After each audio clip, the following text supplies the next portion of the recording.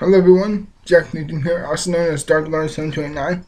I'm here to give you my review of Captain America: The First Avenger. Now, due to the big success of Captain America: The Winter Soldier being out, I'm really excited to see it. Especially, even though this is my least favorite character based of the Avengers, just alone of all those five main characters, excluding Nick Fury, I just consider him this a favorite. Whatever. But an older review of essentially from my opinion of the Avengers, Captain America is just my least favorite character of them. But who gives a shit? We all know what the title is. We know what this is about. This is just my own main review of Captain America. Let's get right into it. First things first, I want to say is that the effects that he had on his body to make it look proportionally smaller, to make him look like a little short, scrawny dude, is really good. It's very good, and I was very impressed by it. And I thought it was very cleverly handled and very just great effects used on it. What I also really like is I love how he ties in with. I love how his character ties in with how representing America at a certain time when the USA was a very, I wouldn't say it was very prolonging, but whatever. It was just trying to get his main foot right. I love how this film really ties in. I'm sorry if I'm saying the same thing, but what I really like this film is I love how they take this character and they really tie him really well to World War II of how he really relates to of America, really trying to represent something during that time and really trying to show that we may be down. It shows the U.S. we're down in the war, but we're not out. We're still trying to fight. And this is like the U.S. is like, all right, here's Captain America. He's the best soldier. Kick your butt. I really like how they tie that in with all that. The other thing I really like about this film is the villain, Red Skull, played by Hugo Weaving. He's really good, and he's very mellifluous. I'd say he's very dynamic, and he's very enjoyable to watch.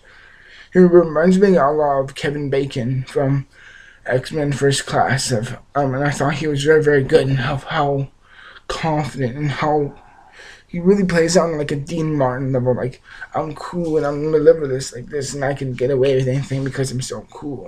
And I like that. It's really well played, and I really like that. There's the effects. I want to say are also really good. The action is really good. The main character, Chris Evans as Captain America, of course. No, I'm trying to remember the name. Steve Rogers. Yes, that's it. Steve Rogers. He's very good, and he really brings this really adult approach. He's really like I'm trying to really respect and really condemn and really keep my no, I wouldn't say identity, but his approach and his main view of the superhero is very closure. It kind of reminds me of Aragorn from Lord of the Rings. Like, he really keeps this quiet, little, calm persona inside of him. Like, he's like, don't test me on anything. He's like, don't test me on anything. Like, I'm just trying to remain mentally and psychologically calm before I go into the battlefield and release all hell in your ass. And I really like that. He's very good. What I also really liked is I forgot her name. Like the girl that he has this some kind of weird relationship with in the film. Like, I think it's good, but it's just some moments where it really doesn't make sense. Like, there's some moments where it establishes they like each other, but there's a moment when Chris Evans is kissing like a fan or something, and she's like, oh, she goes away. I'm like, why is this being dealt with? Like, that's truly like not well analyzed. Like, they never had a real relationship. So her reaction to seeing him kiss someone else is kind of weird because they never had a clear romantic type of closure for each other, or they never really had a real relationship. I wouldn't say real, but it seemed a bit too tacked on and a bit too weird to realize of it. The other actors are really good. There's Tommy Lee Jones as this sergeant or general in this film, and he's really really good. He's good. I really like how he's really has this really oh well, whatever. He's just really good, and I really liked him. The effects, I said before, are very good. The storytelling is really good. The director, Joe Johnston, after directing The Wolfman, I wasn't too impressed with his resume or the films he directed. But when he came into this film, I'm just like, oh boy, let's see what he does.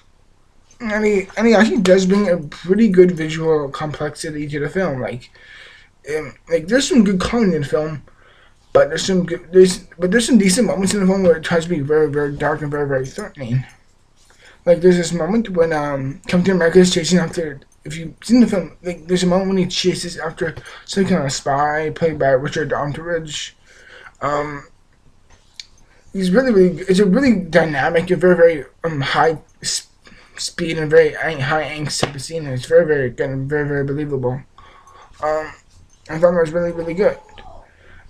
Is this as good as Iron Man in my opinion? No, I think this is actually just under the par. Like this is better than I know this is better than Iron Man 2 and Thor, but no, I still think this is a good action film. But there's I was just thinking this off the bat is that this film really does remind me of Batman Begins. Like I really loved the first half of the film. I really like it. I really respect it. It's really building up his character, really associating with him, really who's designing who his character is and what's his dynamic and what's his motivation behind it. It's very good. The same thing with Batman Begins. Like the first half is like philosophy and a lot of teaching and all the methods. It's very interesting. I'm really getting into it. And then there's a certain point in the film where I'm just like, oh, that's cool. It's going back to the typical action scenes we see in other superhero films. And don't get me wrong, this film and Batman Begins do have good action scenes.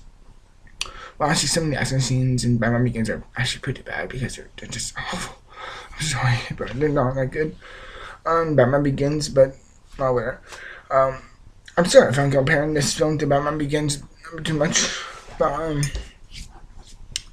there's a point in this film, like the half point, where I'm just like, where I find myself not so much caring about these characters anymore, but where it's kind of like, oh yeah, it's going back to the traditional superhero film route. Like he goes prolonging, he fights like a high lost battle, like and there's a sense to me at that point where I was just like, I'm not as caring as I was before. Like, excuse me. Like before, I was really into it. I was really interested, and now I'm just like, oh, cool, yeah. Now I'm on this, and now I'm just having fun with the film. And that genre difference was quite obvious for me, and that did pull me out of the film. There was some moments where the effects can get too mixed in, and it kind of can look like a Xbox 360 game. But yeah, like how I said before, the effects are still really good. They're still really good. There's just another sense for me. This is at a point where I'm just like, I could the ending. I won't say this after that. The ending totally surprised me. Like, alright, this film came out in 2011, so if you haven't seen it, you should see it. This video is mainly for the people who have. In the end, when he crashes into the ice, something I want to say before I talk about the ending is that there's this character, there's this great character, and he's like, what's your name? He's like, Howard Stark. And I'm just like, awesome. And he does, in some weird way, look like Tony Stark. Okay, I don't think he's like clearly as like wild carded as Tony Stark, but I think it's I can see a definite relationship between that. And I really thought that was really well handled and well done. No, I'll go back to the ending. The ending, and the way I approached this film was, I'm just like, whoa, I really don't predict that. Like the ending, what happens in the end is that he crashes into this ice. Then he's like, 70, 80 years later, it's like he crashes into the ice and he's like, alright, well, He wakes up. He's just like, where am I? He's like, you're in the modern world. He's like, I don't think they said this, but it's like it's clearly establishing that it's like now in the 2000s, like 2010 and beyond, and I think that's very, very clever and very, very handled really, really well. And I'm personally very, very liked it a lot. So overall, I really, really like Captain America: First Avenger. Comment below and tell me what's your favorite Marvel film before. I mean, like Marvel favorite Marvel film associated with the Avengers, and what's your least favorite? My favorite is definitely Iron Man, and my least favorite is the 2003 Ang Lee Hulk film. I really didn't like that one.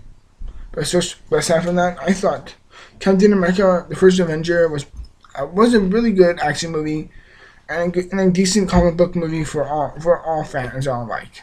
So everyone, take my word for it into consideration. And until next video, I will see you later.